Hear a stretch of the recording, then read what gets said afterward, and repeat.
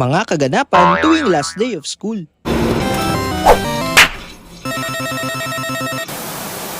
Sa isang buong taon ng pag-aaral mo, darating talaga ang araw na pinakahihintay ng lahat, ang last day of school. Ito kasi yung oras na magkakahiwalay na kayo ng mga kaibigan mo, unti-unti mo nang iwan ang nakasanayan nyo, at hindi na ang ingay ng klase ang nakakabingi, kundi ang katahimikan nito. Yung iba masaya dahil bakasyon na at bagong kaklase na naman ang makakasalamuha mo sa susunod na taon. Pero malungkot dahil hindi na nga pala kayo sabay uuwi ng mga kaibigan mo katulad ng nakagawian nyo dati. Alam kong marami ka pang naranasan na makaganapan tuwing last day of school. Kaya di na natin patatagalin pa dahil yan ang pag-uusapan natin sa video na to. Una, usong-uso sa school ang magkaroon ng grupong magkakaibigan. Ito yung kahit anong gawin ng iba, di talaga sila mabuwag-buwag. Magkakasama sila kahit saan. Pag-aaral, gimmick, gala, kalokohan at kung ano-ano pa. Kaya malungkot sila kapag dumating na ang araw na maghihiwalay na sila. Be, last day of school na. Hala, mamimiss ko kayo. Hala, wag kayong ganyan, be. Naiiyak na ako. Promise walang kalimutan kahit mag-transfer na tayo sa ibang school, ah. Promise, be. Mamimiss ko kayo, be. 1 year later. Ano na kaya balita kay Ana? Oo nga, miss ko na siya. Ay nako, di na ako babalik sa school na yun. Ang pangit-pangit. Wala naman akong kaibigan doon, puro sila plastic. Tsaka kapag nakikipag-usap sila sa akin, ang baho ng bibig nila. Sa bibig ba sila tumatae? Basta, para silang linta, sunod ng sunod, hingi ng baon ko. Di yata sila pinapakain ng magulang nila. Pangalawa, kung may malungkot na ganap, meron ding masaya dahil last day of school na. Sa wakas kasi, hindi na sila matatambakan ng gawain. Wala ng assignments na inaatupag, performance task na hinahabol, at group mates na pinanggigigilan at binubuhat. No, sir! Karaniwan sa mga ito walang pakialam kung mag last day of school man o ano. Ang tanging gusto lang nila makapagpahinga sa stress na binibigay ng school sa kanila. Hay salamat, last day of school na.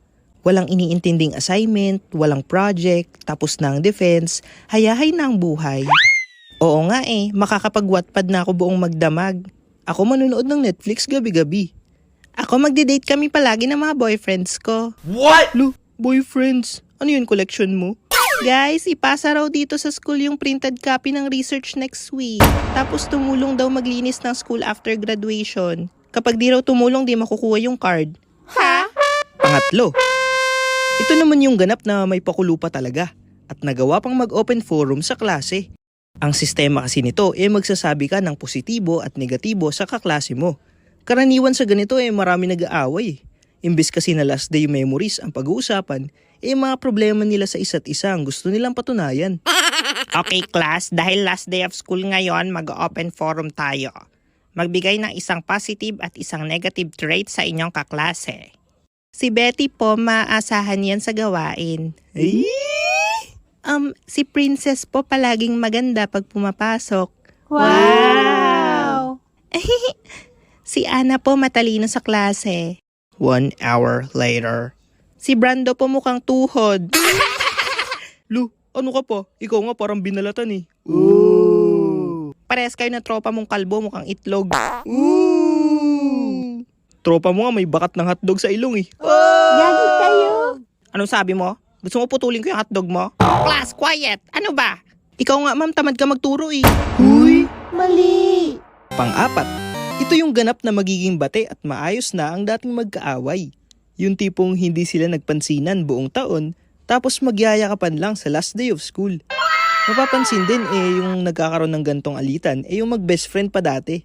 Siyempre, mamimiss kasi nila ang kalokohan na pinagsamahan nila. Uy Betty, bakit di mo sinilatan ng uniform si Elsa? Oo nga Elsa, last day of school na, pansinin mo na si Betty. Oo nga, magbati na kayo. Di ba nga kayo yung best friends of the year? Be, sorry. Sorry rin, be. Mamimiss kita, be.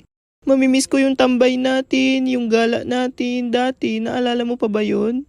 Oo, be. Naalala ko lahat yun. Yung nilibre mo kami ni Tyler kahit wala ka ng pera. Naalala mo rin ba kung paano mo inagaw si Tyler sa akin? Aba, di ko inagaw si Tyler, no? Sadyang mas maganda lang ako kumpara sa'yo. Wala ka pala eh. Pangit ka raw, te. Payag ka nun.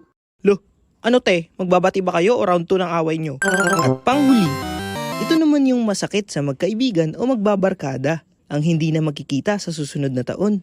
Marahil maraming personal na dahilan kung bakit naghihiwalay sila ng landas. Kaya minsan, ito na rin ang nagiging dahilan para makalimutan na nila ang isa't isa. Pre, ano? Computer kunin nating kurso next year ah. Saka magka-college pre? Ako sa private daw eh. Uy, private ka rin? Ako rin eh. Baka maging magkaklase pa tayo ah. Ikaw pre?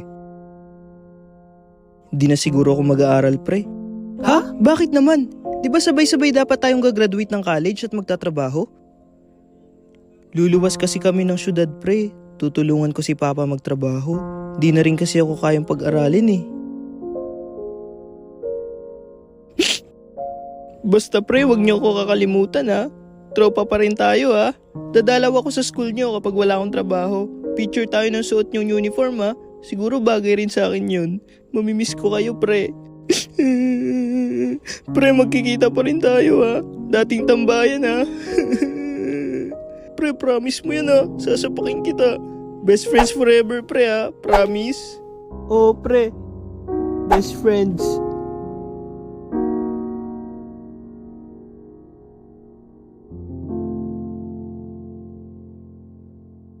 At yan lamang ang ilang mga kaganapan na mararanasan mo tuwing last day of school. Comment mo rin yung iba pang alam mo para makita at mabasa ng iba. Pero bago ang lahat, subscribe ka muna sa aking YouTube channel para sa iba pang skulukuhan moments. Shoutout nga pala kina Brian Amiel Rocamora, Jecard Talogcos Dilag, Jaira Vasquez, Rosana Noynay, Sabrina Dizon, Liza Vlog, Alcirotu Jainal 5, Jomar Murillo, Imrani Thing, at Princess Shania. Hanggang dito na lang muna. Ikaw, anong kwentong last day of school mo?